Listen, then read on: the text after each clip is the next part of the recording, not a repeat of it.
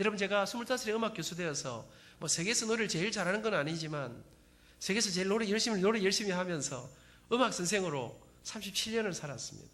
여러분, 근데 제가 생각해 보니까요, 제가 평생을 음악을 해서 밥 먹고 산다, 이건 또 제가 전혀 예상한 일이 아닙니다.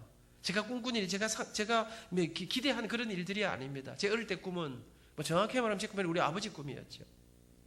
어릴 때 우리 아버지가 항상 제게 하신 말씀이 있습니다. 미나 누군지 아시겠습니까?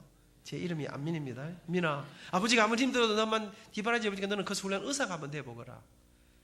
여러분, 지금도 그렇지만 옛날에 우리 어머니 아버지 이국에서 피난 오셨습니다. 가난하고 힘들고 어려웠던 그 시절, 우리 모든 부모님들의 꿈이 무엇입니까? 나는 고생하지만, 나는 힘들지만, 나는 어렵게 살지만 내 자식들은 나처럼 고생하게 살게 할 수 없다. 그래서 우리 모든 부모님들이 바라는 게 의사, 판사, 옛날에는 뭐 돈이 없을 때니까 사장님 되는 거 좋아해서 상대나고 사장님 되는 것 좋아하셨습니다. 아버지한테 의사 되라 했습니다. 근데 저는 어릴 때부터 아버지 말씀을 참 잘 들었습니다. 그래서 제가 의사가 되겠습니다. 제가 공부도 좀 잘했었거든요. 표정이 안 좋으신데 잘했습니다. 열심히 공부하면서 나는 커서 의사가 된다는 사람이 그렇게 자랐는데, 근데 여러분, 제가 어릴 때부터 남들보다 좀 잘하는 게 하나 있었습니다. 그게 뭘까요? 제가 노래를 좀 잘했었습니다. 제가 음악회 데뷔한 건 초등학교 3학년 때였습니다.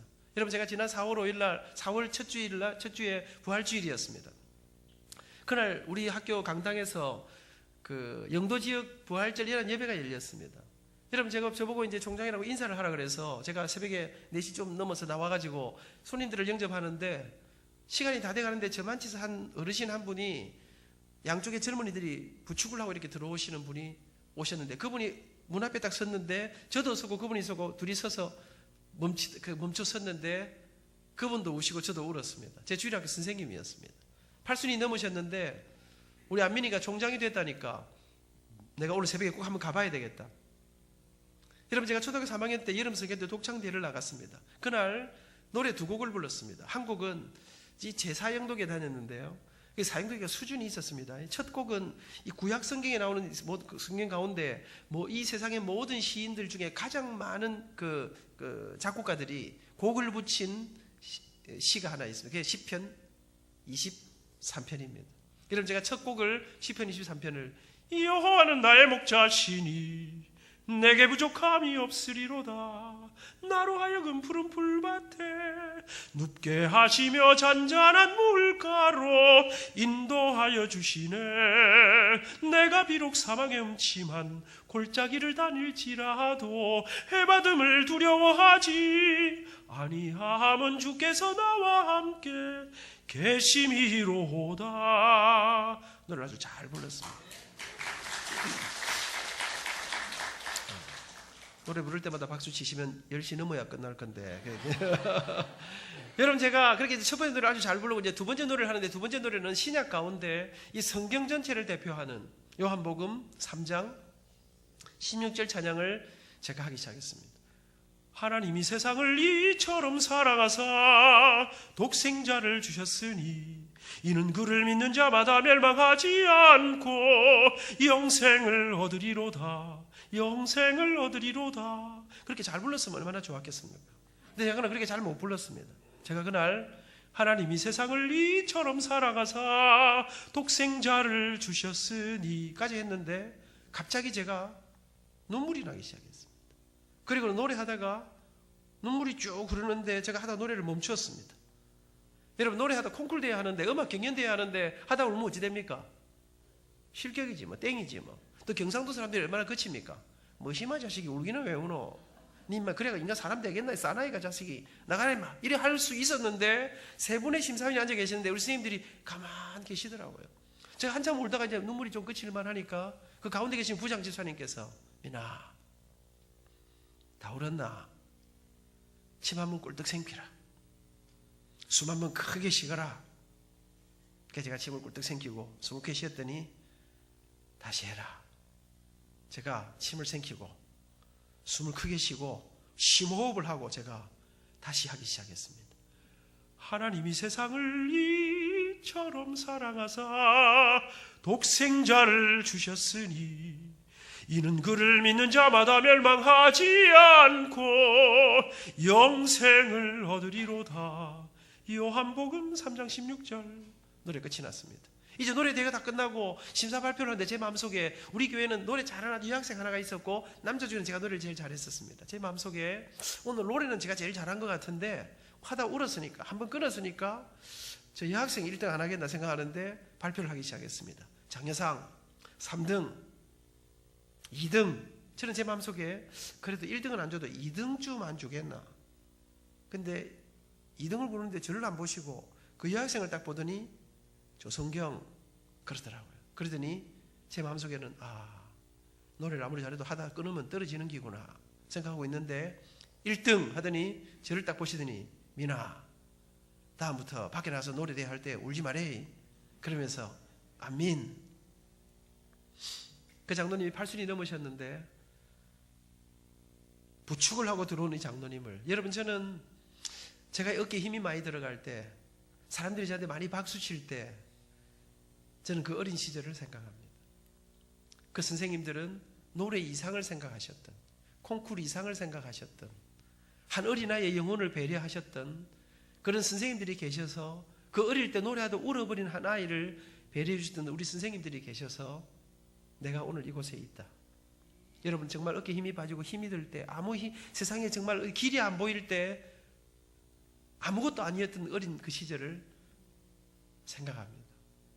그렇게 제 사영도교회에서의 제 음악계 생활이 시작되었습니다. 그날이 우리 교회 부활절, 성탄절, 추수감사절 행사만 하면 제가 동무대를 이루었습니다. 여러분 우리 교회 찬양대가 찬양하는 어느 날 주일학교 다니는 저한테 안민이 너 다음 주일날 어른 예배 때 거룩한 성 솔로 좀 하거라. 거룩한 성 아십니까?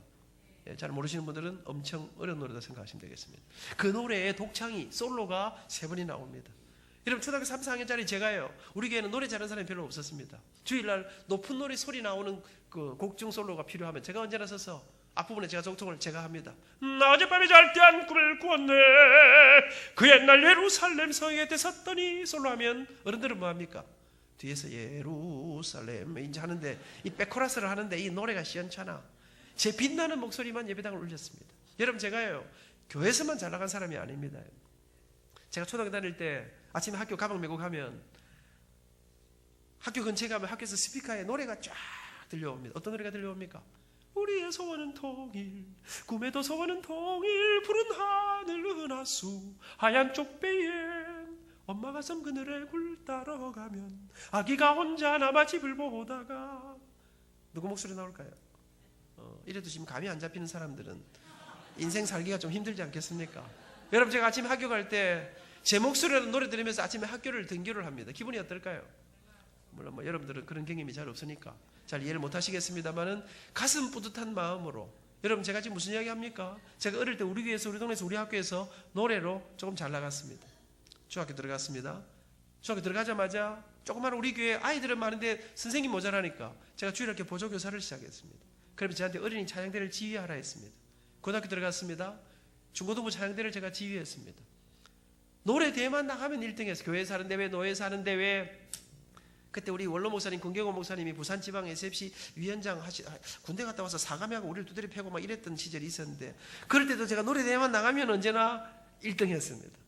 전국에서 동기수양에 나가면 1등했습니다. 경남고등학교 대표로 교육위원회 콩쿨, 나는 노래 배운 적도 없는데 전부 다 음대 간다고 공부하는 아이들하고 붙으면 언제나 제가 1등했습니다. 제 노래만 들으면 사람들이 아이고 앞으로 우리 아민이는 음악 목사님이 되면 어떻고 앞으로 우리 아민이는 성악가가 되면 어떨까. 무슨 소리 합니까? 제가 의사가 될 사람인데. 여러분 제가 사람들에게 노래라 음대 가라는 이야기 정말 많이 들었는데요, 저는 음악 하려고 생각한 적이 없어요. 왜? 노래 갖고는 밥 못 먹고 사니까. 남자가 노래 갖고는 인생이 깝깝해지니까. 여러분 우리 아버지 제가 한 기대는 의사가 되는 것이기 때문에 그렇게 고등학교 2학년 말 고3이 다가왔습니다. 여러분 제가 그래도 특별반에 들어가서 이제 입시를 준비하려고 하던 어느 날 우리 학교 뒤 구덕산에 저녁에 석양을 바라보고 앉아있는데 갑자기 제 가슴 속에 노래하며 살고 싶다. 여러분 저는 이 교회에서 그렇게 노래 속에 살다가 나는 이 노래 속에 이 마약 성분이 있는 걸 몰랐습니다. 고3을 딱 코앞에 놓고 갑자기 제 가슴 속에 노래하며 살고. 여러분 저는 고3이 될 때까지 뭐 우울하고 뭐 이런 거 없었습니다. 언제나 맑고 밝고 환하게 교회, 집, 학교 이것만 하면서 열심히 살았는데 갑자기 어느 날 제 가슴 속에 노래하며 살고 싶다는 이 생각이. 그날 저녁에 공부하려고 책상에 있는데 공부가 안 돼요. 집에서 잠을 자려고 누웠는데 잠이 오지 않습니다. 그 다음날 아침에 왔는데 하루 종일 이 노래 생각이 제 머리를 떠나지 않았습니다. 그렇게 태어나서 처음으로 제 인생에 정말로 제가 예상치도 못한, 경험해보지 못한 그런 깝깝함 속에 저는 엄마 아버지 속이고 이런 거 잘 안 했습니다. 언제나 정직하고 착하게 살았습니다. 그런데 제 마음속에 갑자기 내 인생 내가 이렇게 결정할 수는 없다. 그리고는 초량에 사시는 부산에서 아주 유명한 성악가 선생님을 찾아갔습니다. 선생님, 노래에 대해서 제가 상도 많이 받았습니다. 사람들 다 뭐 노래 잘한다 그럽니다. 근데 선생님, 이 남자가 노래하면 밥 먹고 살기 어렵다면서요. 제가 노래로, 음악으로, 성악으로 한번 승부해봐도 되겠습니까? 제가 원하는 데 갈 수 있겠습니까? 그랬더니, 그래, 소리 한번 내봐라. 들어보고 이야기해주마. 발성 연습 어떻게 합니까? 소리 너무 잘 내거든. 악보를 주면서 이거 한번 불러봐라. 여러분, 제가 이 악보 읽으면 귀신 아닙니까? 1시간 테스트를 하는데 이 선생님이 눈이 이따만해졌습니다. 자네는 탁월한 목소리가 천부적이다. 음악성 뛰어나고 시창실력 뛰어나고, 자네 나한테 1년만 공부하면 자네가 원하는 어느 대학에 갈 수 있겠다. 정말입니까? 그럼 선생님, 저부터 노래 좀 가르쳐 주십시오. 가르쳐 주지. 근데 미안하지만 빨리 가서 어머니 모시고 오너라. 선생님, 노래는 제가 하는데 엄마가 왜 필요합니까? 엄마도 노래를 잘 불러야 됩니까? 물어보니까 그건 아니고, 미안하지만 노래는 공짜로 가르치는 게 아니고 돈을 내야 가르칠 수 있다는 거예요.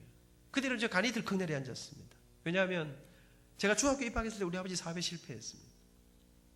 빚을 내 사업에서 또 실패했습니다.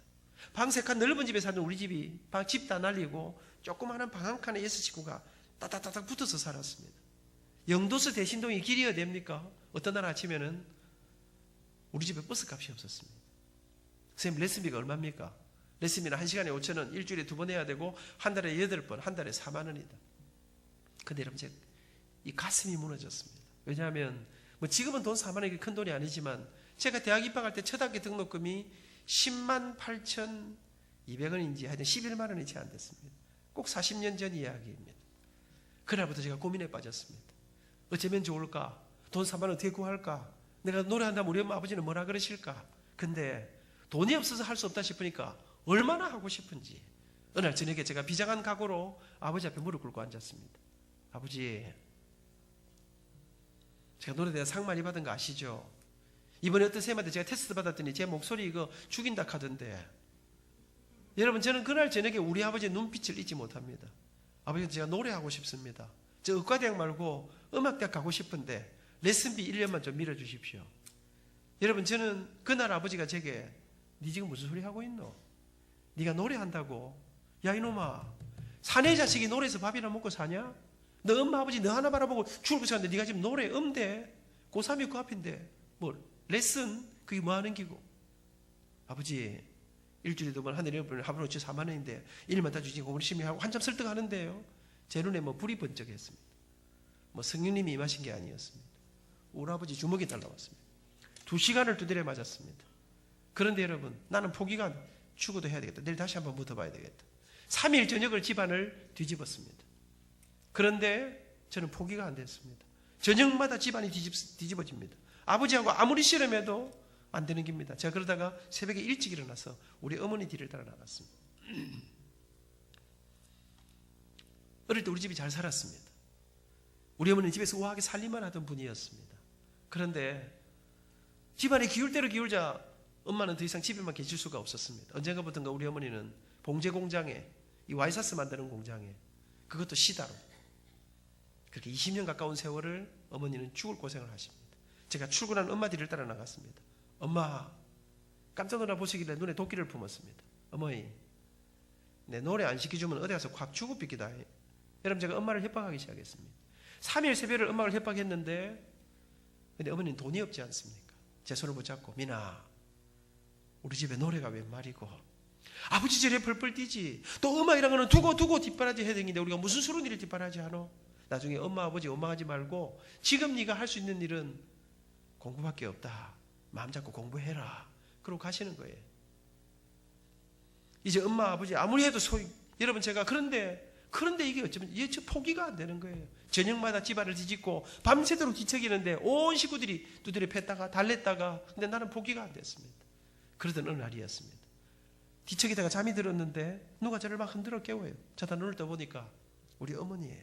미나, 따라 나와라. 우리 방이 있고 마루가 있고 그럼 바깥이 있었습니다. 마루에 나오니까 불을 켰는데 보니까 엄마가 눈이 퉁퉁 부었어요. 눈에 눈물이 묻어 있어요. 그때까지 어머니는 저 때문에 울면서 기도하시면서 잠을 못 주무신 거예요. 우리 어머니가 민아 어쩌려고 이러니? 왜 이러는 거야? 정신 차려야지. 마음 잡아야지. 그러더니 그래 안 되겠다. 말해봐라. 엄마가 어떻게 해줄까? 어쩌면 네가 마음 잡을 수 있는 기고 레슨인가 그거 어째 준다는지 말해봐라. 갑자기 제 귀가 번쩍 뛰었습니다. 엄마 쌤 좀 만나주세요. 만나서 어떡할까?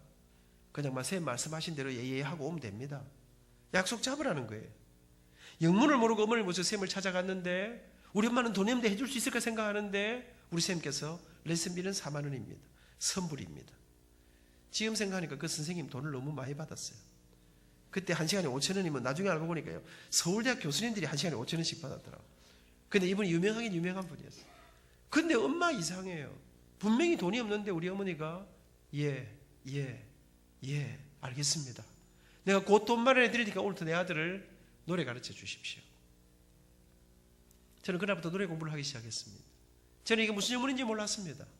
나중에 알고 보니까 어머니는 안 된다 그러고 출근하셨습니다. 근데 하루 종일 일이 손에 잡히지가 않았어요. 왜요? 하나밖에 없는 아들이, 목숨보다 귀한 아들이 밤잠을 못 자고 아무것도 못 먹고 아이가 폐인처럼 무너지니까. 이러다가 진짜로 내 아들이 어디 가서 확 사고 치면 어찌할까? 저는 절대로 죽을 마음은 없었습니다. 그냥 협박했을 따름입니다. 그런데 어머니는 제가 정말 사고 칠까 싶어서 저를 노래시켜주기로 결심하신 것입니다. 저는 그때 깨달은 거 하나 있습니다. 아, 협박하면 안 되는 게 없구나. 왜? 사랑하니까. 그날부터 어머니는 밤 10시 넘도록 야근하고 돌아오시면 새벽 2시, 3시까지 마루에서 인형도 깁고 철사도 끼우고 제 기억에 하나 만들면 1원 이렇게 줬던 일들로 기억합니다. 온갖 꾸준 일들을 하면서 어머니는 돈을 마련하기 시작했습니다. 어느 날 저녁부터요. 우리 아버지가 밤에 집에 안 들어오시는 거예요. 엄마, 아버지 왜 집에 안 오셔요? 모르겠다. 저는 아버지한테 노래하는 거 비밀로 해달라 그랬습니다. 또 두드려 맞을까 싶어서. 근데 이 엄마 아버지 사이에 비밀이 없는 걸 몰랐습니다. 아버지는 다 알고 계셨습니다. 이놈이 그렇게 맞았는데 그렇게 말렸는데 기어코 노래를 시작했다고 하는데 엄마 힘으로 돈과 길이 없는 걸 우리 아버지가 아시거든요. 우리 아버지는 원래 공부를 좀 많이 하신 분이었습니다. 조그마한 회사를 경영하는 사장님이었는데 사업에 실패했습니다. 아버지 몸이 약하셨습니다. 빚을내 하다 또 실패하고 빚 때문에 올라앉자 더 이상 길이 없자 아버지는 그 약한 몸으로 일이라고는 한 번도 안 해보신 분이 어딘가 모르겠습니다만 육체 노동을 하는데 일을 하러 다니기 시작했습니다. 저녁이면 아버지는 쓰러지시 들어오셨습니다. 그러다가 제가 노래를 시작하고 나니까 아버지는 돈이 필요한데 돈 구할 길이 없으니까 그 지친 몸으로 어떻게 된 건지 영도 청학동 지금도 제가 아침에 차를 몰고 학교를 들어가다가 보면 지금도 거기에 자동차 관련 큰 회사가 있습니다. 제가 그 회사 회장님하고 이번에 영도구청장 취임식 날 같이 축사를 했습니다. 아버지는 그날부터 그 회사에 나가서 밤에 경비를 서기 시작했습니다. 저는 우리 아파트에 경비 서시는 경비 아저씨들, 청소하시는 아주머니, 저는 그분들을 경비 아저씨로만 보지 못합니다. 명절이 되면 제가 가난하게 살아보니까요, 어려울 때는 선물보다 돈이 필요하더라고요. 우리는 생보다 넉넉한 돈을 넣어서 우리 아저씨들에게, 아주머니에게 드리곤 합니다. 밤늦게 마켓에 다녀올 때면 초췌한 얼굴로 일하시는 아저씨들에게 야식을 넣어드리곤 합니다. 우리 아저씨들은 503호는 우리한테 왜 이렇게 잘하는가? 저는 그분들에게서 우리 아버지를, 우리 어머니를 보고 있습니다. 지난 5월 1일 날, 노동절 날 제가 우리 학교의 모든 청소하시는 아주머니들, 경비 쓰시는 분들을 다 모시고 같이 앉아 같이 식사를 했습니다. 직원들이 선물 준비하자 해서 저런 사람들은 선물보다 돈을 좋아한다. 돈을 드리라. 많지는 않아도 제 가슴 속에 들어오고 나가면서 저는 제 가슴 속에 그분들을 바라보면서 우리 아버지, 우리 어머니를 떠올리곤 합니다. 그렇게 엄마 아버지 죽을 고생 가운데 1년여를 레슨을 받고 그 이듬해 사람들은 다 그러대요. 부산에서 그래 공부해갖고는 서울에 대한 꿈도 꾸지 마라. 근데 여러분 옛날에는 촌놈들이 깡다구가 있었습니다. 가난한 집 아이들이 절대로 포기하지 않는 근성이 안 있었습니까? 여러분 방앗간에서 피아노도 없이 연필 가지고 책상 두드리면서 노래 공부하고 피아노가 정말 필요하면 밤늦게 우리 예배당에 가면 이런 멋진 그랜드 피아노가 아니고 이런 오르간이 아니라 조그마한 풍금이 안 앉아 있었습니까? 그거 눌러가면서 연습했습니다. 공부는 열심히 했습니다. 본고사, 국어, 영어 올인했습니다. 다 안 된다는데 제가 서울음대 성악과에 원서를 넣고 시험 치고 내려왔습니다. 우리 아버지가 밤에 좀 나오라 하더라고요. 그 아버지 회사에 갔더니, 민아, 아버지가 음악계를 잘 모르지만 니 때문에 여기저기 좀 알아보니까 너는 떨어질 확률이 100%라 하더라. 니처럼 해갖고는 되는 사람이 없다 하니까 마음 잡고 재수해라. 아버지가 무슨 짓을 해도 빨아줄 테니까 내년에는 의과대학 시험 치도록 한번 그래 한번 해봐라. 전교 1등해야 의과대학 가는데요. 수학 손 놓은 지 오래됐는데요. 발표가 다가오는데 가슴이 답답한데 발표 전날, 옛날에는 우리 집엔 전화도 없었고요. 인터넷도 아무것도 없은 시절 아닙니까? 밤새도록 가는 완행기차를 타고 서울대학에 합격자 발표를 보러 갔습니다. 이야, 나중에 알고 보니까요, 15명 뽑을 때인데요, 서울대학 교수님이 8분인가 그랬는데요, 한 교수님 밑에 학생이 한 60명씩 레슨 받고 있더라고요. 그러니까 그 선생님 제자들 가운데서도 들어가려면 경쟁률이 어마어마한 거예요. 그런데 여러분, 레슨도 안 받고 가가지고 비집고 들어가지고, 옛날이요, 그래도 낭만이 있었습니다. 요새는 이거 하나 들고 띠리릭 합격, 띠리릭 불합격 이래 하지요.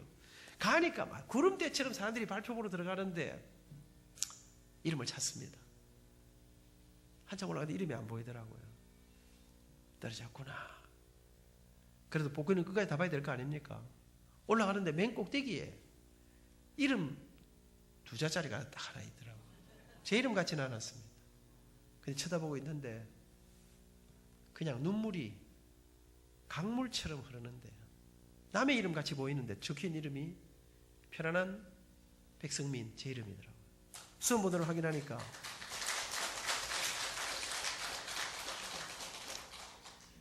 제 번호더라고요. 울면서 달렸습니다. 공중전화를 찾아. 우리 집엔 전화가 없었습니다. 우리 엄마 회사에 공중전화 3분이었던 거 기억하시죠? 우리 엄마가 시다로 일하니까 사무실에 전화하니까 기다리라 하더라고요. 기다리다 끊어지고 기다리다 끊어지고, 전화가 마지막 동전을 넣었는데 거의 끝날 무렵에 제가, 엄마! 합격이다! 근데 우리 엄마가 안 믿는 거예요. 정신 차리고 잘 봐라, 그 동명이인 아인가. 니는 뭐 될 택이 없다 하던데. 근데 아들이 울고 있거든요. 장난은 아니거든요. 우리 어머니가 정말이야? 그러더니 막 전화기 붙들고 대성통곡을, 둘이 울다가 그렇게 전화는 끊어졌습니다. 그렇게 대학 입학한 지 40년 세월이 흘렀습니다. 정말로 내 인생에, 여러분 제가 대학 입학했는데요, 저는 생각했습니다. 그래, 입학해가지고 열심히 아르바이트하고 하면 내 인생에 길이 있을 기다 생각했는데, 입학했는데 조금 지났는데 내 동기들이요, 우리나라에 기억하실 겁니다. 신현학 부총리라고 있어요. 경제부총리 따님이 내 동기입니다. 장관 아들이 있었습니다. 제가 지난주에 전주에 갔다 왔는데, 전주 전라북도 도지사님 조철권 도지사님, 노동부 장관도 하신 분이에요. 그분 따님도 있었습니다. 모 항공그룹의 몇째 아들도 있었습니다. 여러분, 나는 입학해서 공부해 보려고 하는데 이 아이들은 뭘 하냐면, 나는 곧 독일로, 미국으로, 이태리로, 프랑스로 유학 간다 그랬습니다. 여러분, 제가 서서히 깨닫기 시작했습니다. 나 같은 가난뱅이는 이런 데 와서 노는 게 아니구나. 음악이라는 게 대학만 입학하면 되는 게 아니구나. 설상가상 이 대학교 2학년이 끝이 날 무렵에 우리 아버지가 세상을 떠나 천국에 가십니다. 아버지는 많은 빚을 제게 물려주시고 세상을 떠납니다. 여러분, 어느 날 갑자기 저한테 전보가 날라왔는데, 빨리 내려오라. 달리 내려와서 집에 들어가니까 우리 집에 사람이 아무도 없어요. 옆집에 물어보니까 우리 아버지가 쓰러지셔서 보건병원에 가 있다는 거예요. 달려갔습니다. 아버지는 의식을 잃고 계시고, 아침 의사쌤을 만났더니 아버지 장례치를 준비하라는 거예요. 그러면서 왜 이 지경이 돼서 실려오느냐는 거예요. 그동안 왜 빨리 치료를 안 했냐는 거예요. 제가, 엄마, 아버지 안 아파서 왜 빨리 치료를, 빨리 병원에 안 왔어요? 어머니는 우시기만 하시는 거예요. 아버지는 당신 몸이 심각한 걸 알고 계셨습니다. 그런데 지금 내가 병원에 들어가면 아들 공부도 집안도, 여러분, 우리 부모님 세대가 가난이라고 하는 거대한 장벽 앞에 당신들의 목숨을 걸고 그렇게 그 고난과 싸워서, 가난과 싸워서 이 나라가 이렇게 저는 부유한 나라가 됐다고 믿습니다. 여러분, 아버지 곁에서 몇 날을 밤을 지새면서 아버지 간호를 하다가 제가 어느 날 침대 곁에 잠이 들었는데요, 자다 눈을 떴는데, 자고 있는데 느낌이 이상해요. 누가 제 손을 꽉 잡고 있는, 눈을 떠보니까 아버지가 의식이 돌아왔어요. 바짝 마른 아버지가 저한테 민아, 너 얼굴이 왜 이러니? 너 왜 이렇게 말랐니? 밥은 제대로 먹니? 몸은 괜찮아? 아버지 저는 괜찮아요. 아버지 어떠세요?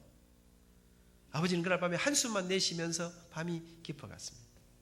밤이 꽤 깊었는데 아버지가 민아, 내가 아무래도 내 몸이 이상해. 내가 자신이 없어. 그러시면서 내가 오늘 저녁에 의식이 있을 때 나한테 꼭 좀 해야 될 말이 있구나. 그날 아버지가 제게 마지막 유언을 하기 시작했습니다. 민아, 미안하대. 아버지 사업에 실패하고 제대로 뒷바라지 못해서 고생시켜서 정말 미안하다. 그런데 민아 명심하거라. 아버지가 세상 떠나 천국 가고 나면 네가 이제 우리 집안에 하나밖에 없는 아들 네가 가장이다.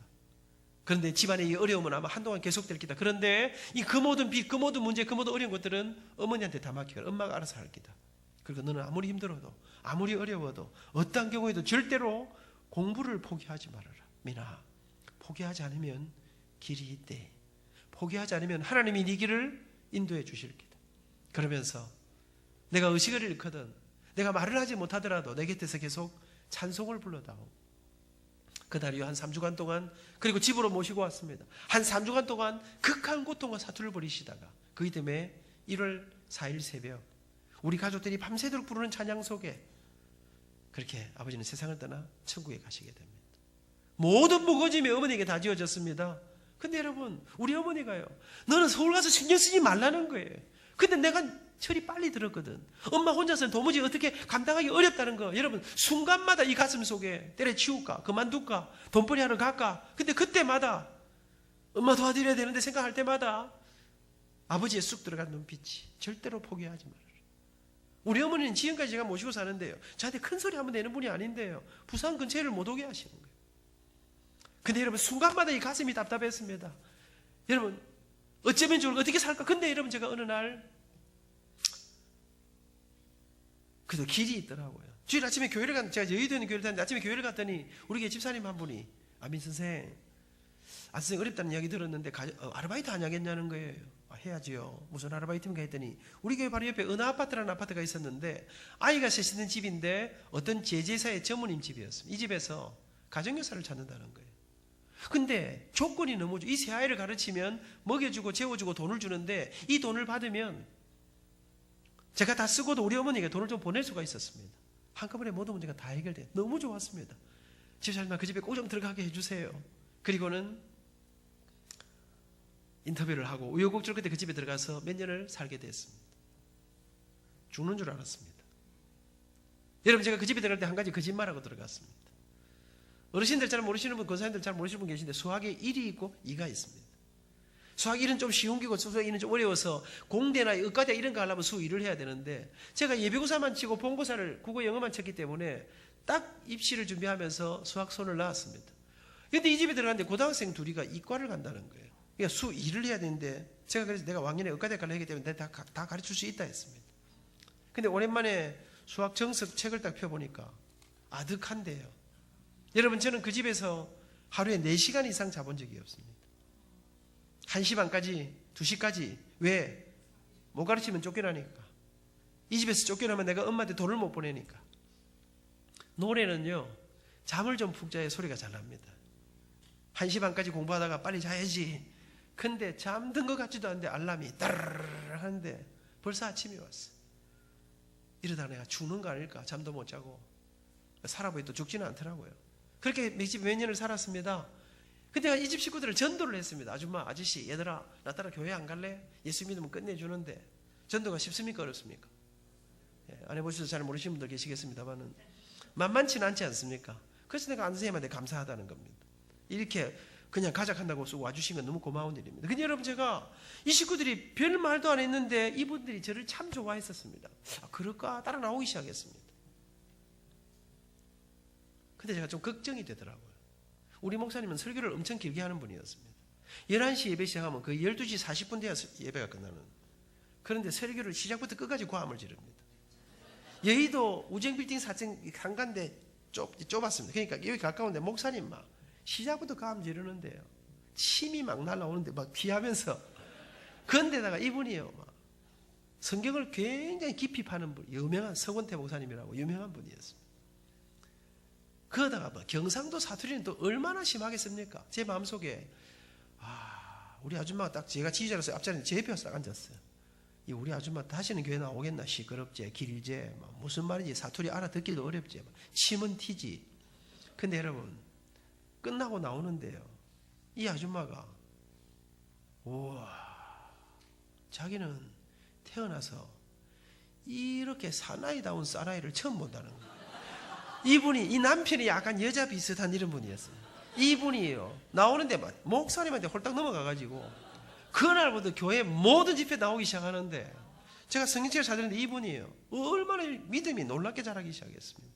그러던 어느 날 제가 집에 와서 이제 저녁을 먹으려고 식탁에 앉았는데 밥을 차려주면서 우리 아줌마가, 선생, 교회는 그 새벽 기도를 며칠에 한 번씩 하는 거야? 그래 물어보는 거예요. 제가 그런 거 왜 물어보세요? 이라고 그러는데, 나도 잘 못 가는데 왜 그러십니까? 했더니, 아니, 안 선생이 가끔 새벽에 없어질 때 보니까 성경책을 들고 가더라는 거예요. 근데 이게 특별한 요일이나 날짜도 없이 어떤 주는 화요일을 가고 어떤 주는 금요일 가니까 안 선생님 새벽 기도는 매일 하고 있습니다. 그래서 제가 하기는 맨날 해요. 근데 왜 그러세요? 했더니 자기도 내일부터 새벽 기도를 한번 가보고 싶다는 거예요. 그런데 자기 혼자 가라니까 좀 그런데 안 선생이 좀 나하고 같이 가줄 수 있겠냐는 거예요. 제가 이 아줌마가 새벽 기도 일하기 잠잘 시간도 없는데 나는 못 가니까 혼자 가도 오세요. 이렇게 하고 싶은데 이 아줌마를 전도한 사람이 저 아닙니까? 교회에서는 또 안민 선생 전부 믿음 좋다 해서 하는데 지가 전도해놓고 또 지가 새벽기도 못 간다 하면 좀 그렇지 않아요? 그래서 제가 그래 뭐 새벽기도 자주 다니겠나 뭐 조금 가다 말겠지 별 생각 없이 뭐 그러자 했습니다. 근데 이게 웬일입니까? 그 다음 날부터요, 서울에 있는 날은 단 하루도 빠짐없이 매일 새벽 4시 40분이 되면 문을 두드리는데 사람이 졸도하겠는 거지 못 살겠어. 근데 나중에 알고 보니까 이 아줌마는 초저녁잠이 많은 사람이라 자기는 7시 반 8시 되면 주무시는 거예요. 나는 1시에 자는데 제가 그때 깨달은 게 하나 있습니다. 이거 전도를 잘못하면 인생이 고달파지는 수가 있구나. 근데 뭐 아시는 분은 아십니다만 새벽 기도가 일어나기가 조금 부담스러워서 그렇지 가놓으면 제법 괜찮은 동네 아닙니까? 저는 그 시절을 그렇게 새벽마다 끌려 나와 몇 달을 울었습니다. 새벽마다 제가 울면서 하나님 앞에 기도 많이 했습니다. 하나님, 저 좀 도와주십시오. 저 좀 밀어주십시오. 나도 대학원도 하고 유학도 가고 싶은데 나는 내 인생에 길이 안 보입니다. 하나님, 당신은 약자편 아니십니까? 석기의 절마저거는 우리 교회 담임 목사님 아들이었습니다. 자기 아버지가 목사님이니까 밀어주고 땡겨주고 기도해주고 오만 거 다 할 거 아닙니까?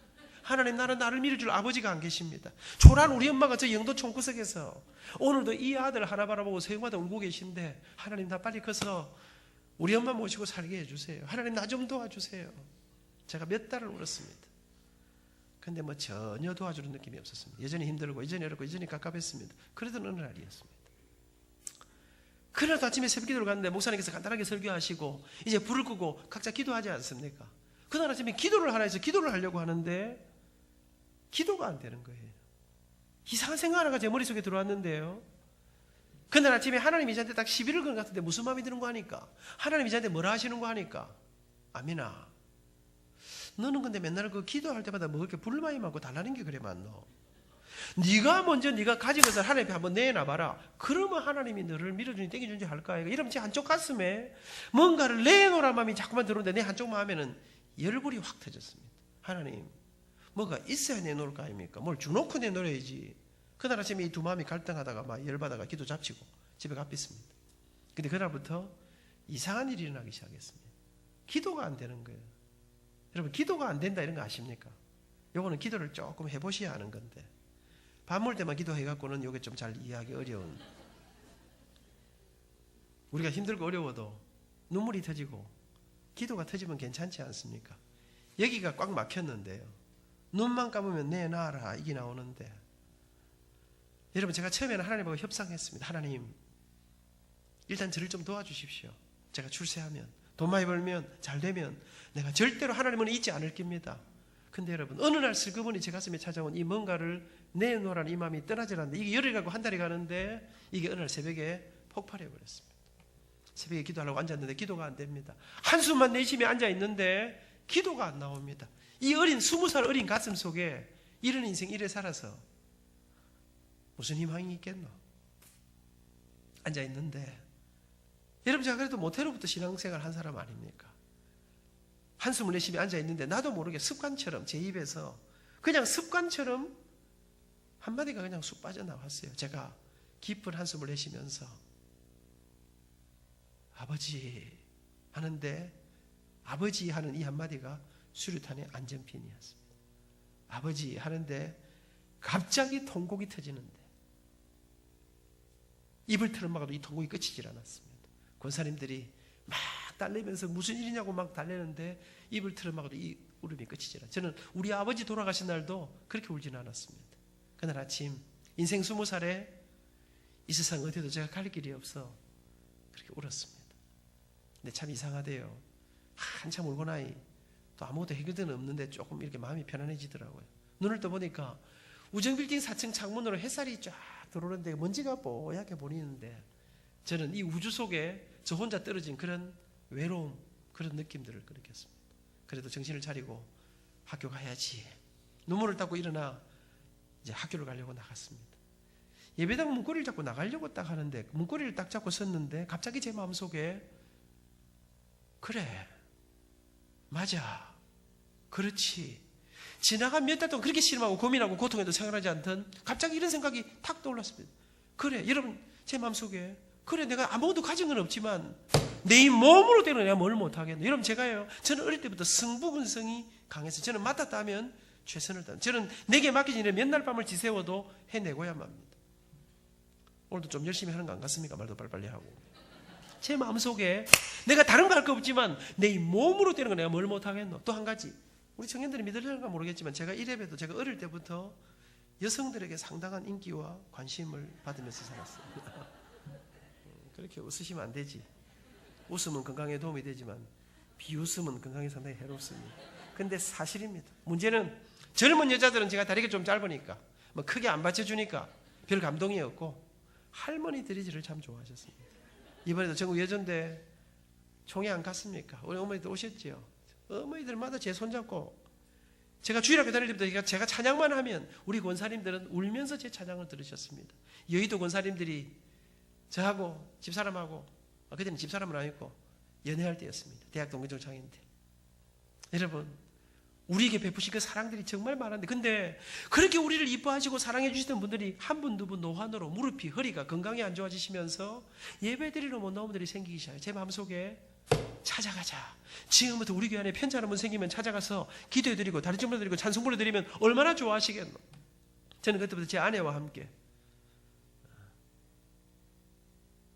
안민과 정진희 권사의 그 추억 같은 사랑의 이야기는 다 함께 해드리겠습니다. 그것도 죽이는 시간이 그거 다 하면 오늘 안 되기 때문에. 여러분, 저는 그때부터 우리 교회 신방을 다니기 시작했는데 저는 주일날 점심 먹어본 적이 없습니다. 우리 교회가 여의도 상가에서 그때 한창 이제 개척해서 막 일어날 때인데 새벽기도 끝나고 주일학교 섬기고 나면 11시 예배 찬양대 지휘하고 나면 교회가 빵, 우유 그거 하나 먹고는 기타 들고 여의도 한양 쇼핑센터 앞에서 불꽃처럼 노방전도 하고 대학부 마치고 나면 저녁 예배 전에 비는 시간에 우리 교회 아픈 사람들 찾아내기 시작했습니다. 근데 여러분, 제가 무슨 뭐 신유 연사를 가진 것도 아니고 그런데 이상한 일이 나기 시작하는 거예요.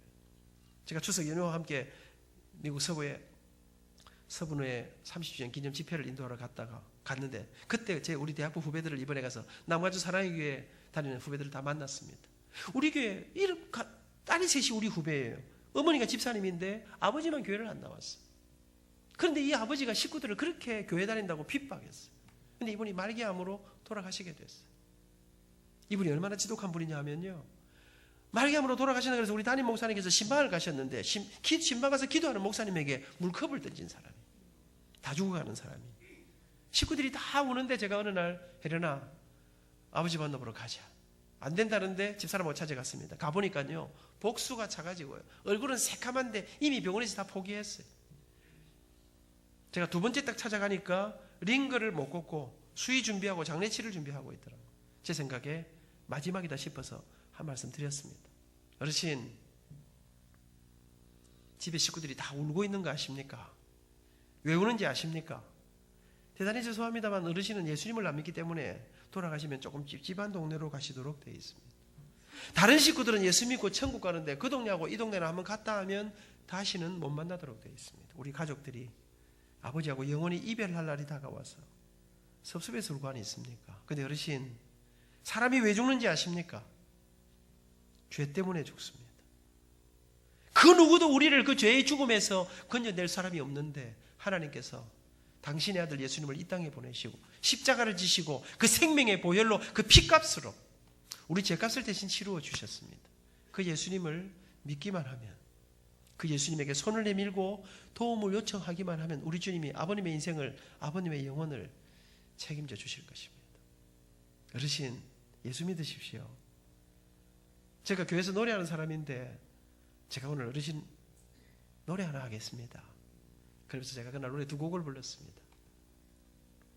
한 곡은 우리 아버지 장례를 치르러 산에 올라갔는데 우리 담임 목사님께서, 지금 이제 원로 목사님이시죠, 하관 예배가 다 끝나고 하관을 하고 마지막 치토를 하는데 저한테, 선생, 아버지 천국 가셨는데 찬양 하나 해라.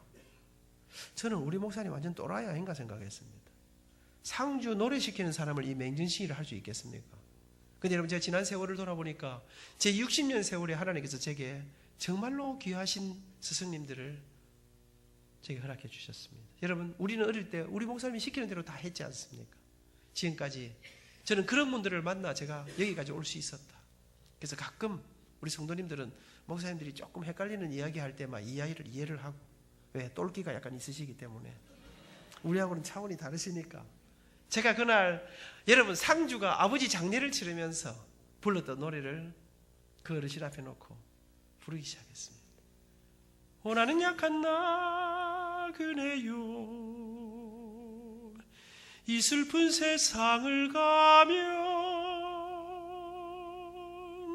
수고도 병도 위험도 없는 내가 가는 저 밝은 곳, 나는 가는 내 아버지께 더 이상 방황 없는 곳, 나는 가네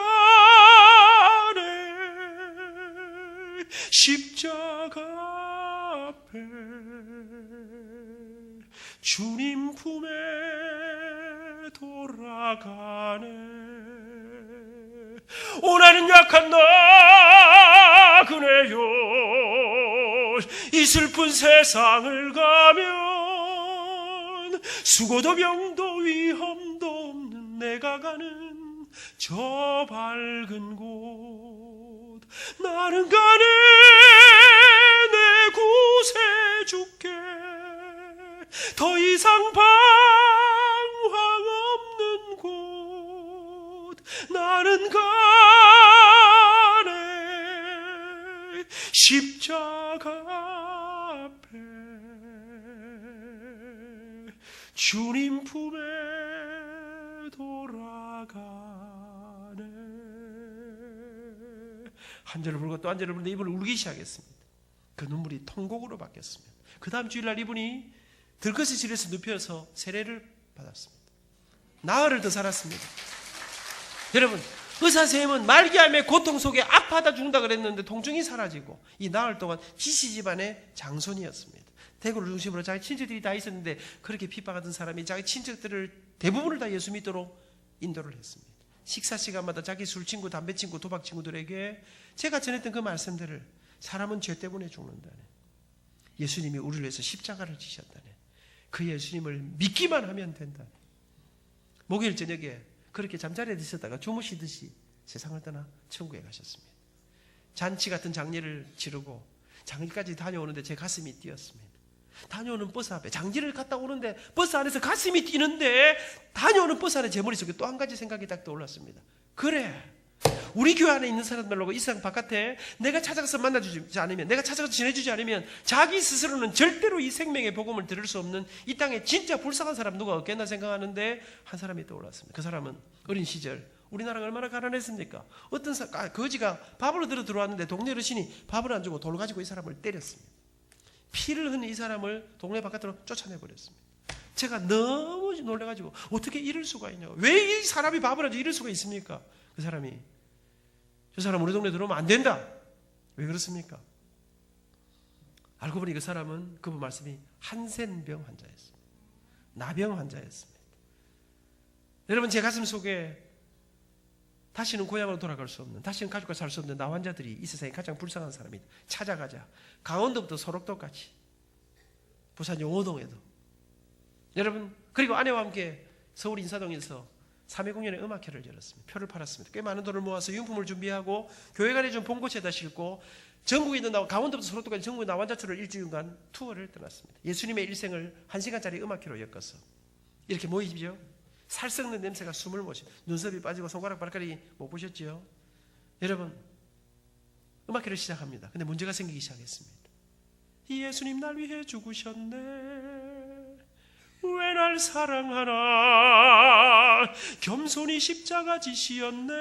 왜 날 사랑하나. 제 아내 정진이 원사가 메조 소프라노 아닙니까? 이중창 하기로 약속했습니다. 왜 날 사랑하나. 이중창 나와야 되는데 노래를 안 부르면 제 혼자 계속해서 왜 주님 갈보리 가야 했나. 왜 날 사랑하나. 2절은 자기가 솔로 하기로 했습니다. 노래를 안 부릅니다. 보니까 이제 음악회 시작인데 울고 있습니다. 앞에는 온몸이 망가져버린. 여러분, 그날의 음악회는 제가 울면 집사람이 왔고 집사람이 울면 제가 너도 울고 나도 울고 가는 곳마다 눈물바다가 됐습니다. 여수에 있는 애양원 나환자 양로원을 거쳐서 소록도에 들어갔습니다. 약 1700명의 사람들이 소록도 중앙교회에 모였습니다. 그날 2시간 집회는 눈물바다가 됐습니다. 목사님들께서 가서 절대로 접촉하지 말라, 같이 음식을 먹지 말라, 접촉하지 말라 하는데 끝났는데 악수하고 부둥켜 안고 하는데 알고 보니 나중에 들으니까 나병은 잘 옮기는 병은 아니라고 했습니다. 그렇게 이제 끝내고 서울로 돌아가야 되는데 봉고차를 타고 출발을 해야 되는데 차가 출발을 하지 않습니다. 운전대를 붙잡으니 계속 울고 있습니다. 그 수많은 나환자들이 손을 흔드는데 계속 울고 있습니다. 제가 그 소록도 봉고차 안에서 20대 젊은 나이에 울면서 하나님 앞에 한 가지 기도한 거 있습니다. 하나님, 나를 앞으로 일생에 제가 가진 모든 걸 더 원해서 사람을 살리고 사람을 세우고 사람을 섬기는 일에 제가 가진 전부를 쏟아붓고 싶습니다.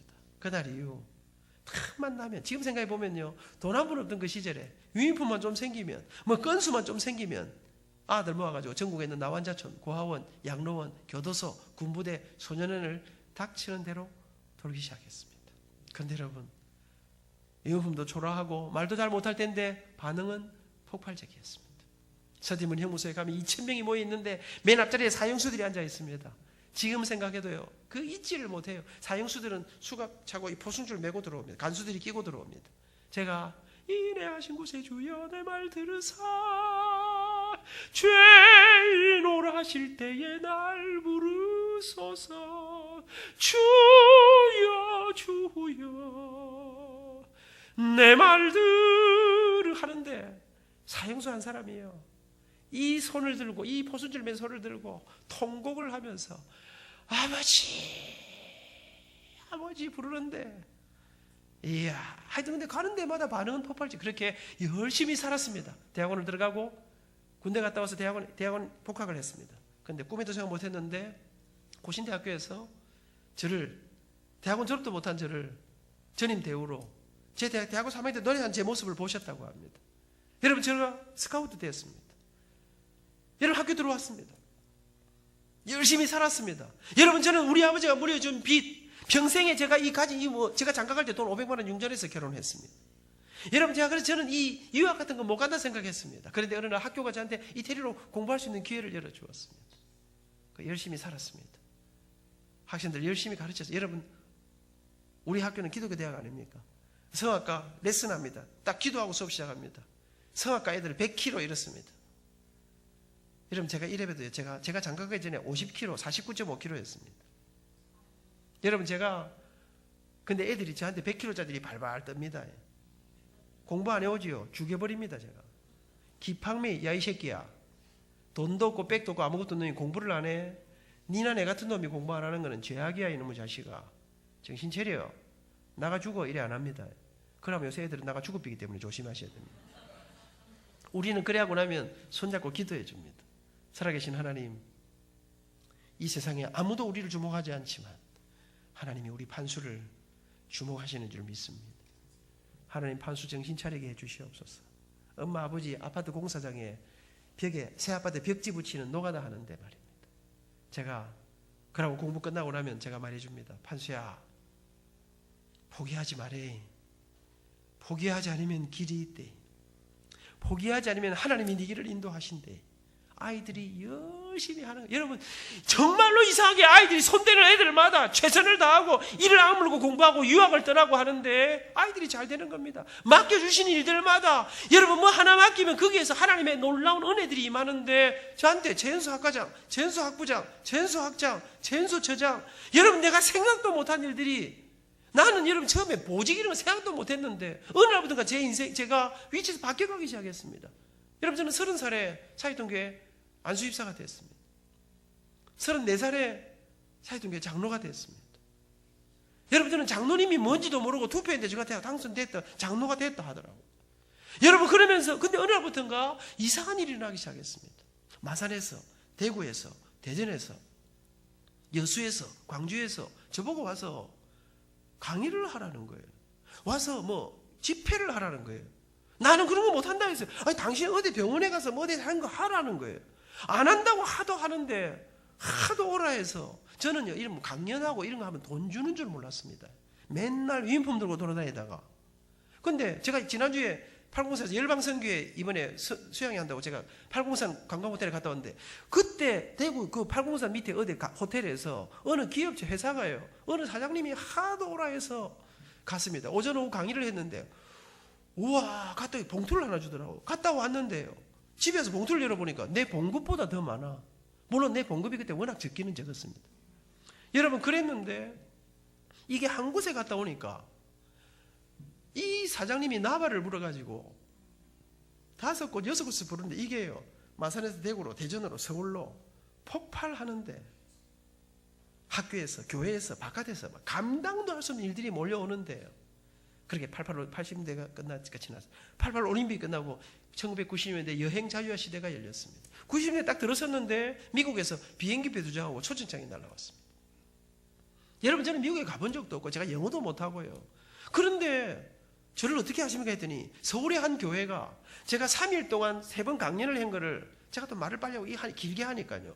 이 카세트 테이프 8개로 만들어가지고 2000세트를 전 세계 이민교회로 선교지로 갖다 뿌리는, 나도 모르는 것들이 돌아다니고 있었습니다. 그 미국의 한 교회가 라이브로 듣고 싶다고 오라는 거예요. 그래서 집사람하고 둘이서 떨리는 마음으로 미국을 처음 갔습니다. 와, 미국이 유호가 천당이 이렇게 했나 싶을 정도. 그때 미국이 잘 살 때입니다. 3주간 동안 꿈길 같은 투어를 하고 돌아왔습니다. 5개월이 딱 지났는데 미국의 한 신문사에서 뉴욕으로 비롯한 5개 도시 앵콜 쇼를 하자 했습니다. 갔다 왔습니다. 그날이요. 여러분 저는 제 주제를요, 저하고 집사람은 언제나 하나님 앞에 참 죄송한 게 많습니다. 우리는 우리가 배운 거, 우리가 아는 지식, 우리의 모든 것에 비해서 하나님 앞에 너무나 많이, 너무나 과분하게, 너무나 넓게 쓰이는 것에 너무나 죄송한 마음이 있습니다. 그런데 그날이요 세계가 부르는데요, 미국, 일본, 중국, 영국, 호주, 뉴질랜드, 스위스, 러시아, 벨기에, 브라질, 파라과이, 아르헨티나, 세계 방방 곳곳에서 부르기 시작했습니다. 그렇게 세계 한 60여 개국을 다녔습니다. 상상도 할 수 없는 일들이 어느 날 삼성에서, 어느 날 현대에서, 어느 날 사법연수원에서, 소방방재청, 여러분 소방방재청하고 저하고 무슨 관계가 있겠습니까? 여러분 도대체 이해할 수 없는 수많은 기업들이, 수많은 사람들이 오라는 거예요. 감당도 할 수 없는 많은 일들이 생겨. 여러분 제가 어느 날 전화를 받았어요. 발신 제안번 오더라고. 안민입니다 했더니 국정원입니다 이라는 거예요. 국정원이 뭐 하는 데입니까? 간첩 잡는 데 아닙니까? 제가 그랬습니다. 왜 이러십니까? 나는 공산당을 싫어합니다. 우리 할아버지가 평안북도 신우주 용천에서 장로님이셨습니다. 지주였습니다. 김일성이 들어와서 인민재판을 하면서 장로님이신 우리 할아버지에게서 땅을 빼앗아 가는데 그때 우리 아버지가 막내 아들이십니다. 할아버지가 빨리 내려가거라. 곧 따라가마. 그리고 아무도 못 내려오셨습니다. 우리 엄마, 우리 아버지로부터 공산당이라는 게 얼마나 거짓말을 잘하는지, 얼마나 나쁜 놈인지 이 딱지가 않도록 들었는데, 국정원 말만 들어도 떨리는데 그렇게 하는 교수님 와서 강의를 하라는 거예요. 제가 가서 무슨 강의를 합니까? 제가 도대체 무슨 제목으로 제가 그럼 저는 교회 다니면서 예수 믿으라 하는 사람인데 그런 거 하면 됩니까? 했더니 그래 하면 안 되고 제목은 변화입니다. 변화에 대한 이야기를 해달라는 겁니다. 여러분 저는 이제 말씀을 맺으려고 합니다. 저는 가는 곳마다 이런 이야기하고 있습니다. 나는 내 인생 20살에 죽음의 절망을 맛보았습니다. 나는 예수를 믿는 기독교 교인입니다. 우리는 힘들고 어려울 때 우리 인생의 길이 보이지 않을 때 우리가 믿는 그분에게 도와달라고 기도를 합니다. 나는 기도했습니다. 날 좀 도와달라고, 내 길 좀 열어달라고. 근데 어느 날 그분의 대답은 너무나 야속한 것이었습니다. 안민아, 맨날 달라달라 하지 말고 네 가진 것을 먼저 내놓거라. 울고 또 울었습니다. 아무리 열어봐도 나는 내가 가진 것이 없었습니다. 그리고 어느 날 더 이상 기도도 못하고 주저앉아 울어버렸습니다. 근데 울고 있는 내게 그 새벽에 그분이 직접 찾아오셨습니다. 그분이 내 눈물을 닦으시면서 나는 내가 가진 줄 몰랐습니다. 나는 내가 무엇이 있다고 생각하지 못했는데 그분이 내 가슴 속에서 노래라고 하는, 젊음이라고 하는, 열정이라고 하는, 부지런함이라고 하는, 이 세상에 아무도 손잡고 싶어 하지 않은 사람에게 손을 내미는 긍휼이라고 하는, 위로라고 하는, 섬김이라고 하는, 나눔이라고 하는, 십자가라고 하는, 복음이라고 하는, 내 작은 노래 속에 내 작은 섬김과 복음을 담아 이 땅의 절망의 사람들에게 나눠주던 어느 날 그렇게 살다가 내 뒤를 돌아보니, 여러분 저는요 우리 아버지가 물려준 빚, 장가가려고 빌린 빚, 우리 엄마 아버지가 살면서 나는 평생에 이 빚이 안 없을 줄 알았습니다. 근데 어느 날 살다 보니까 그 빚이 다 없어졌더라고요. 집도 하나 생겼더라고요. 우리 어머니 모시고 지금 88이 되실 때까지 우리 엄마는요 용돈 하루만 딱 늦으면 용돈 안 주니 딱 이렇게 하시는 분입니다. 15년 전에 우리 장모님이 혼자 되셨습니다. 아내를 위해서 인생을 바친 우리 장모님 모셔야 되지 않겠습니까? 한 집에 사돈끼리 모아놓으면 머리 복잡한 거 아닙니까? 학교 밑에 또 빚을 내가 조그마한 아파트 하나 사가지고 거기에 장모님 모시고, 와, 한 달이 얼마나 빨리 다가오는지요. 생활비 드리고 용돈 드리고 돌았으면 한 달이고 돌았으면 한 달인데요. 마이도 안 드리는데도. 그런데 지금까지 단 한 번도 빠짐없이 두 어머니를 모시고 어찌 살았는지 두 아들 공부시키고 장가가고 뭐 아무것도 해준 건 없습니다만은, 여러분 저는요 여기 오늘 오신 분들 나는 정말 훌륭하시다 생각합니다. 집사님 장로님들 주로 오셨지요. 신앙은 없어도 또 체면은 있어야 되는 거 아니겠습니까? 신앙도 없는 게 체면도 없으면 되겠습니까?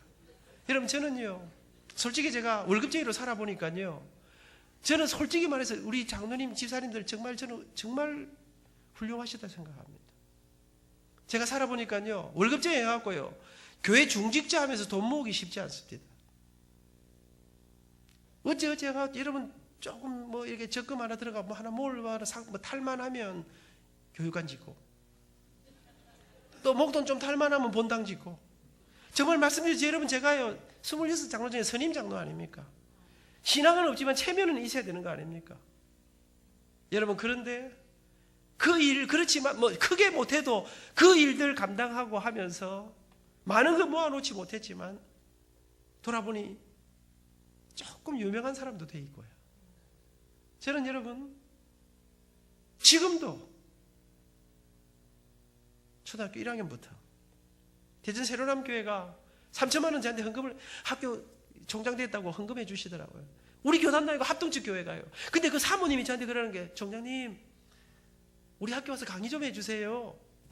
대안학교를 하시거든요. 3천만 원 헌금해 주는데 강의 해야 되겠습니까? 안 해도 되겠습니까?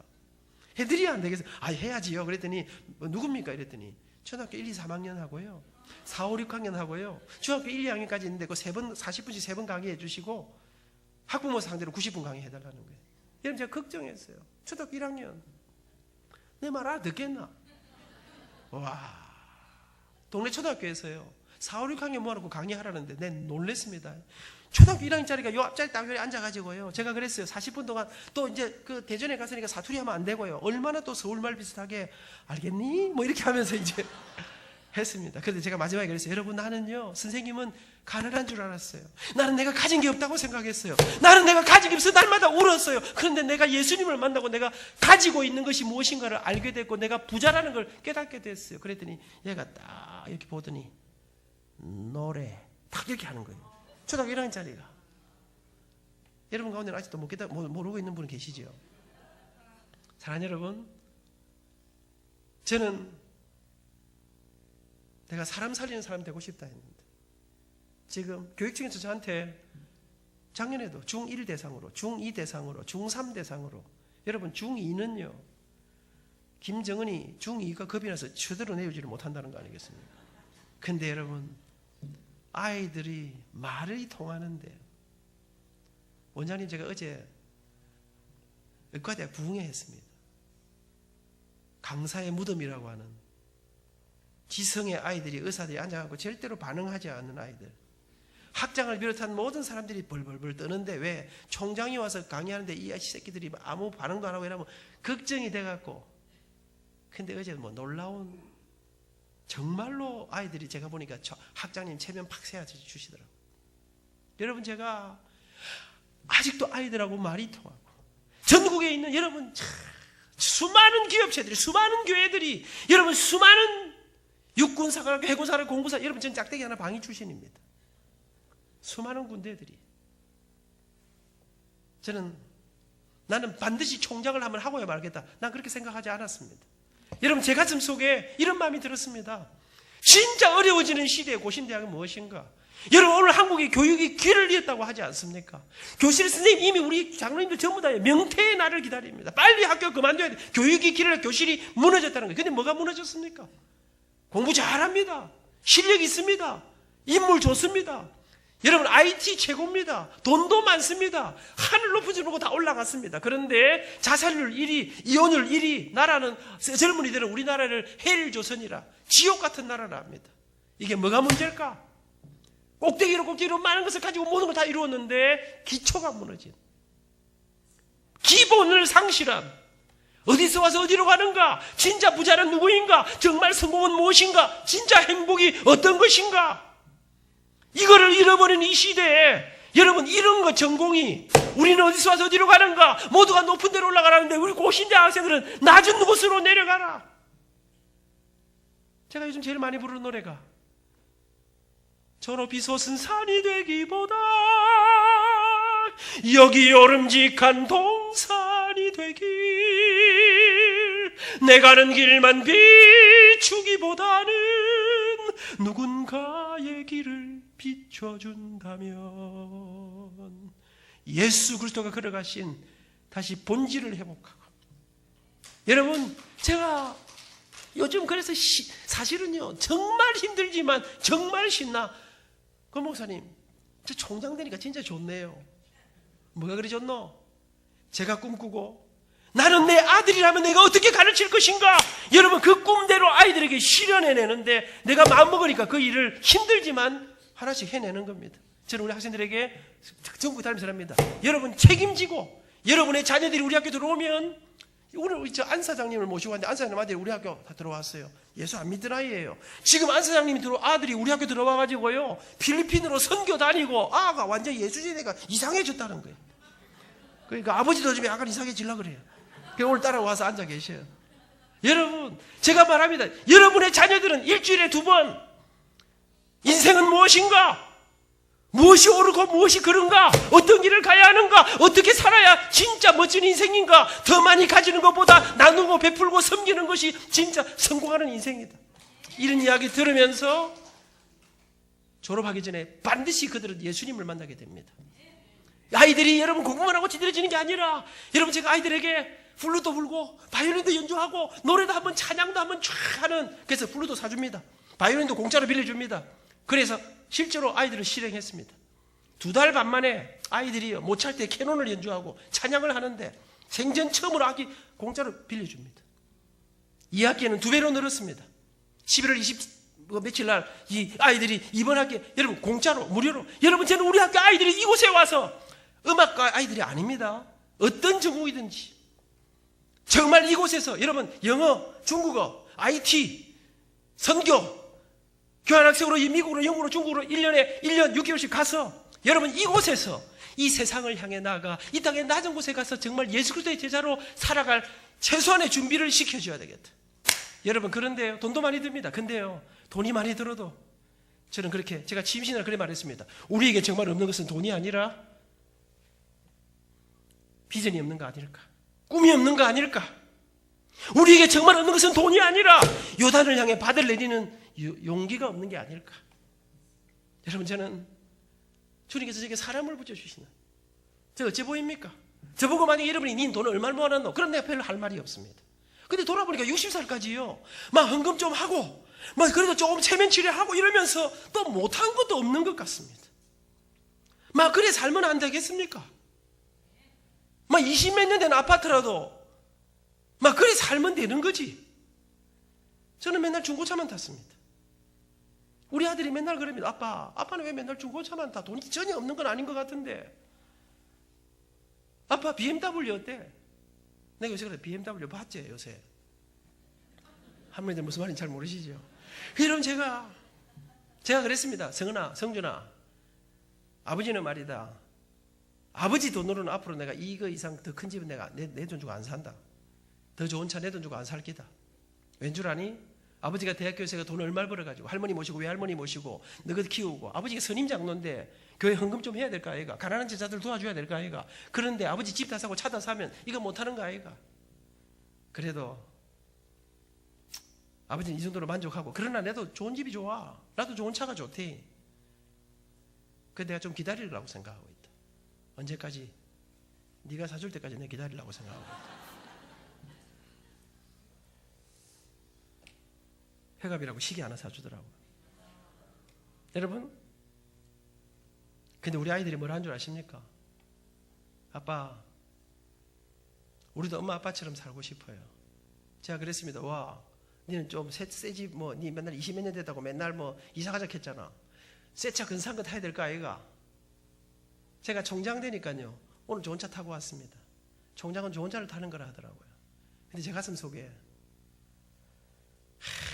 아들 등록금 받아갖고 어떻게 제가 이 1억짜리 차를 깔고 앉아 타고 다닐 수가 있겠습니까, 목사님? 부평교회가 헌금도 안 해주는데. 그래서 제가 고민됐을 때 작은 차 사라 그랬어요. 그랬더니 안 된다는 거예요. 총장들이 기본적으로 타야 되는 그게 있다는 거예요. 제가 고민했습니다. 취임도 하기 전에. 그래서 제가 생각하다가 이 차는 학교 돈으로는 못 산다. 그래서 제가 누구한테 차를 한 대 사달라 할까? 저 김성수 총장님 총장 됐을 때 제가 내 친구한테 차 한 대 사달라 해가지고 그때 에쿠스 사줬습니다. 제가 생각하니까 어떤 장로님 생각이 나더라고요. 그래서 장로님 만나자 하고 제가 일주일 기도하고 찾아갔습니다. 장로님, 제가 총장이 됐는데 총장이 좋은 차를 사야 된다는데 제가 이 피 같은 돈으로 어떻게 차를 살 수 있겠습니까? 근데 사기는 사야 된다고 하니 장로님 차 한 대 사주십시오. 그랬더니 이 장로님이, 안 그래도 장로님 찾아오신다 해서 뭐 틀림없이 오면 돈 달라 할 것 같아서 권사님하고 의논했는데, 그러면서 1억을 준비했는데 괜찮겠어, 되겠습니까? 되고 말고요. 그래 1억 받았습니다. 근데 1억을 딱 돈을 받고 나니까요, 이 1억 생돈을 딱 받았는데 현찰을 들고 나니까 차를 못 사겠는 거예요. 아까봐서. 그래서 내가 몇 주를 안 사고 있으니까 직원들이 이 현금 완전 주고 안 사는 방법이 없네 했더니, 총장님 같이 발발거리고 돌아다니는 사람은 사지 말고 그 리스를 하는 게 더 낫다 이라는 거예요. 빌려서 타라는 거예요. 매달 조금씩 주고 현찰 1억은 그래갖고 또 허락을 받아야지. 장로님 찾아가서, 장로님 제가 현금 1억을 주셨는데 아까 봐서 이 귀한 돈을 학생들을 위해서 쓰고 싶습니다. 차는 빌려서 타면 된다 해서 그냥 막 빌려 타려고 생각하고 있습니다. 그랬더니 그래도 뭐 새 차 하나 사시지. 그랬더니 그렇지만 뭐 헌금한 거니까 알아서 하세요. 그래 빌려 타고 있습니다. 사랑하는 여러분, 저는요 돈이 많지 않지만요, 제가 오늘 행복한 삶으로의 초대, 제가 오늘 그래서 제가 다니면서 마지막에 그곳이 어디든 반드시 제가 소개하는 성경 구절 하나가 있습니다. 그것이 마태복음 6장 33절입니다. 그런즉 너희는 먼저 그의 나라와 그의 의를 구하라. 그리하면 이 모든 것을 너희에게 더하시리라. 저는 그렇게 믿습니다. 그 새벽에 울고 있는 제게 하나님께서, 아미나, 돈 때문에 울지 말고 정말 중요한 걸 붙잡아라. 본질을 붙잡아라. 영원한 것을 붙잡아라. 하나님 나라와 하나님의 의를 먼저 구하면 나머지는 내가 책임진다. 사랑하는 여러분, 또 한 성경 구절을 소개할까요? 마태복음 22장 36절에서 40절. 한 율법학자가 예수님에게 예수님 가장 중요한 게 무엇이냐 물을 때 성경 율법 중에서 예수님께서 내 마음을 다하고 목숨을 다하고 뜻을 다하여 주 너희 하나님을 사랑하라. 이것이 크고 첫째 때는 계명이요 둘째도 그와 같으니 내 이웃을 내 자신같이 사랑하라. 이 두 계명이 모든 율법과 선지자의 강령이다. 여러분, 우리가 정말로 붙잡아야 될 게 뭐냐? 하나님 사랑, 생명 사랑. 불꽃처럼 그 주님을 바라보고 그리고 그 주님이 이 모든 것을 더하시는 그 주님을 사랑하면 주님이 사랑하신 영혼을 향한 아버지의 가슴을 우리의 마음에 안고 여러분, 그리고 사람을 섬기는, 사람을 살리는 하나님이 제게 사람을 붙여주셔서 이 놀라운 은혜들을 경험하고 저는 고신대학에 그런 기적들을, 그런 놀라운 하나님의 은혜들을 경험하면서 학생들과 함께 작아도 강한 대학, 사람을 살리는 대학, 저는 평범한 아이들이 와서 나를 향한 주님의 부르심을 경험하고 탁월한 인생을, 사명을 따라 사는 탁월한 인생을 살아가게 하는, 지금 제가 교묘하게 학교 홍보하고 있는 거 아십니까? 저는 그렇게 믿습니다. 다음 세대를 정말 염려하시면, 정말 나라의 미래를 걱정하시면 여러분, 우리 자녀들을 기독교 대학으로 보내야 된다고 믿습니다. 그 어떤 학교도 가르치지 않는 인생은 어디서 와서 어디로 가는가? 여러분, 왜 한 남자는 한 여자를 만나 살아가는가? 그 이유가 무엇인가? 여러분, 이런 것을 하나님의 말씀에 기초해서 가르치는 학교. 제가 잠실중학교에 지난주에 새생명 축제한다고 오라 해서 가서 전도를 복음을 전하고 말씀을 전하고 우리 학생들 몇 명 데리고 갔습니다. 음악회도 하면서 했더니 장로님 한 분이 총장님 같은 사람 10명만 있으면 나라의 미래가 확 새로워지겠는데. 감사합니다. 끝입니다. 3주간 동안 주님께서 다시 우리 부평교회 새롭게 이 가을에 주시는 은혜 속에서 다시 일어나. 우리는 가난하지 않습니다. 우리의 모든 삶의 초점을 예수 그리스도 그분이 십자가를 지신 그 사람을 향한 가슴으로 우리의 작은 것을 내어놓을 때, 먼저 그 나라와 그 일을 구하며 나올 때 여전히 하나님이 주시는 그리하면 이 모든 것을 더하시는 기적의 이야기가 계속되는, 그 기적으로 넘쳐나는 우리 부평교회, 자랑스러운 교회, 아멘을 하셔야 될 것 같습니다. 그런 교회가 될 수 있기를 이 가을에 하나님의 그 놀라운 은혜로 우리 모두를 새롭게 주님의 청년으로 일어나게 하는 복된 진짜 행복으로 가득해 이 세상을 향해 여기에 진정한 삶의 희망이 바로 우리 교회에 있다고 선포하는 그런 자랑스러운 교회가 될 수 있기를 축복합니다.